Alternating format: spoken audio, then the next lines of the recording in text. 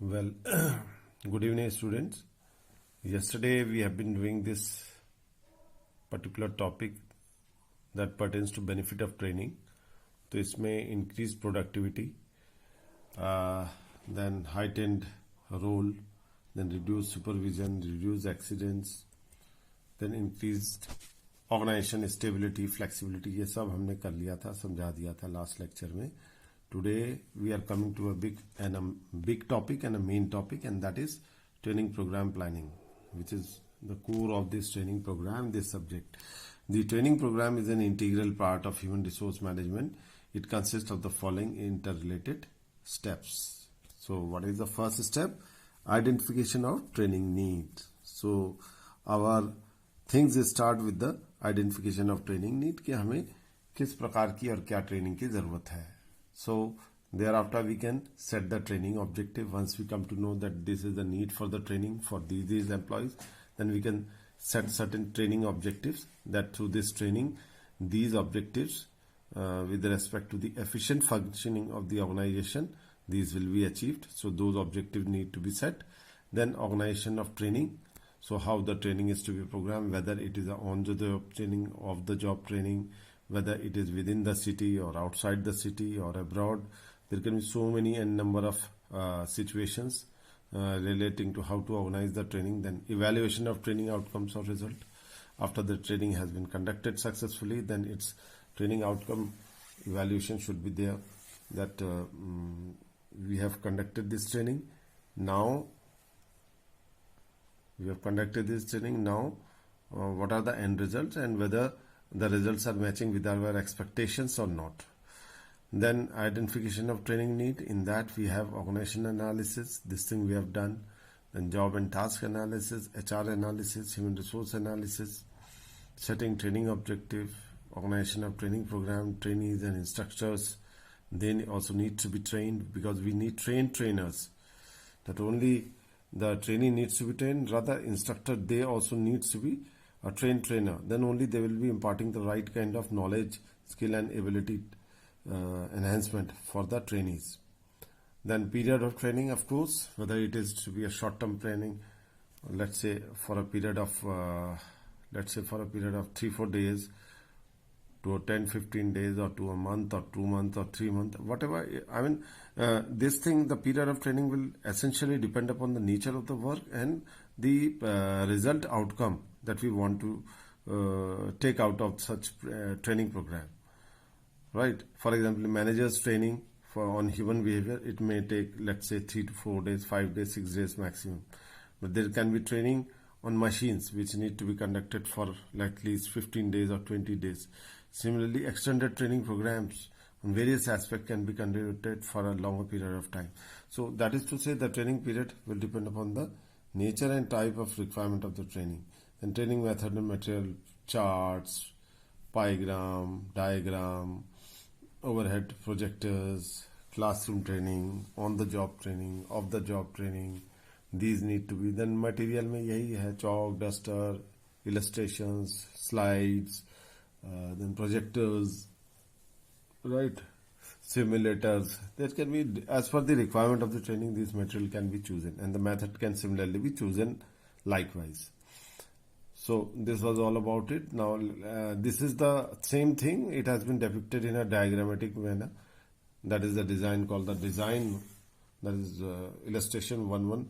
That is design of training program. So first and foremost thing is, as we have already discussed, is the identification of training need. Then organization wise need, that what organization needs to achieve and what the organization as a whole is lacking, and that can be further divided into various training need analysis. Department wise it can be, then further at the individual level also it can be reduced down to the individual level. So organization analysis, thereafter task or job analysis at a particular level, right? So if there is a need for training for our employees, it can be trained. HR analysis, human resource analysis talks about the capacity of our human resources, right? So it can be at the organization level, at the department level, at the individual level. So all these can be reduced down to the individual level. Ultimately, the building block of an organization जैसे पूरी दीवार जो दिखाई देती है, ये दीवार इसलिए दिखाई देती है कि बहुत सारी ईंटें जुड़ी होती हैं, तो उसी तरह each individual is just like a brick in the overall wall so called of the organization. So each brick has its own contribution. So everything, whatever is good for the organization, ultimately it has to be brought about with respect to an employee. Then only collectively all these employees will comprise of the overall organization. So training needs identification at the brick level or at the employee level. And that will be part of a particular group, let's say marketing department or a finance department. And similarly, these departments are part of the overall organization. So they are all interrelated, right? So whether it is job organization analysis, job analysis, HR analysis, these are all interrelated concepts. This you have to understand. Then setting training objectives. Of course, the objectives, after these things are analyzed, training needs are identified. Then what objective overall at the organization level, at the department level, at the individual level needs to be achieved. Because unless you set definite objectives, your training may run awire. Awire का मतलब किसी भी direction में जा सकती है. But it has to be given a direction by ascertaining the objectives. For example, हम productivity increase करना चाहते हैं, या हम टर्नओवर रेशियो को इंक्रीज करना चाहिए, या हम क्वालिटी ऑफ द प्रोडक्ट को अच्छा, या क्वालिटी ऑफ प्रोडक्ट या सर्विसेज को हम अच्छा करना चाहते हैं, तो हमें किन किन बातों पे ध्यान देना होता है. We have to decide upon कि what is the our objective. Organisation का objective, it is reduced down to the departmental level objectives, then further it is reduced down to the individual level of objectives. So training need identification. After it is done, objectives need to be delineated. Then organization of training program, and how to organize the training program. So first of all, trainees need to be selected. What would be the criteria of selection? That needs to be done. At what level? That also needs to be done. Then the trainers, they themselves should be highly qualified, in the sense they themselves should be well trained in order to train other people.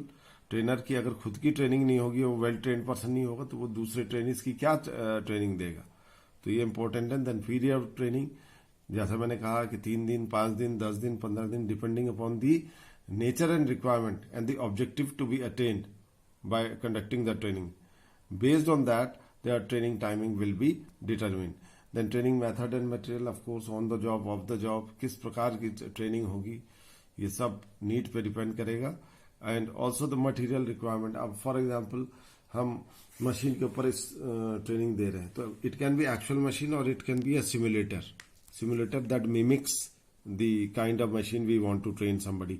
जैसे for example आजकल plane उड़ाने के लिए, एक example दे रहा हूँ, plane उड़ाने के लिए जरूरी नहीं कि पायलट को सीधे प्लेन में बिठा दो, क्योंकि प्लेन महंगा है. अगर कोई गलती हुई तो पूरा प्लेन जान के साथ, पूरे करोड़ों अरबों का जो प्लेन है वो भी जाएगा. तो बेटर क्या है कि ऐसी सिचुएशन में ट्रेनिंग ऑन सिमुलेटर्स यानी कि बिल्कुल वो कॉकपिट वाली फील आएगी, बिल्कुल ऐसे ही फील आएगी जैसे हम एक्चुअल प्लेन को उड़ा रहे हैं. तो simulators are those kind of machines that mimic the actual scenario which can be faced by a person while he is operating a machine. So machine can be anything from aircraft to a particular machine. These are all technical things. So before that, technically that is operated, because it is very costly, and if something goes wrong, so it can result into a great loss. So in order to avoid, the simulators are created where a person is first accustomed, given the training, and thereafter he is brought back to the actual machine, right? So those kind of trainings are there. Then training material and method, as I said, so it can be a simulator, it can be actual machine, it can be classroom training, it can be behavioral aspect training, it can be anything. It can be at the individual level, it can be at the group level, it can be a collective training, right? There are hordes of and modes of training, right? Then evaluation of training result. Ultimately, all these things being having said and done, ultimately it rests upon how we evaluate the training. And this evaluation is directly linked with the objectives, because once the objectives are set, we need to attain those objectives. So our training program, whatever we have designed, whatever things we have undertaken, ultimately results into achieving those objectives. Then we will say that yes, training has been a success. If we are unable to attain it fully, then we can say it is partially success. And if we are unable to attain any of our objectives, then of course we can say that the training has been a futile attempt and has not brought about any change or any development for our organization. So these are certain things relating to design of training program. and I hope that all the students have understood. If you have any queries, students, please be free. Feel free to call me anytime, right? As always, I will be there just to help you out. But just go through the slides, understand the concept, and call me if there is any need at all.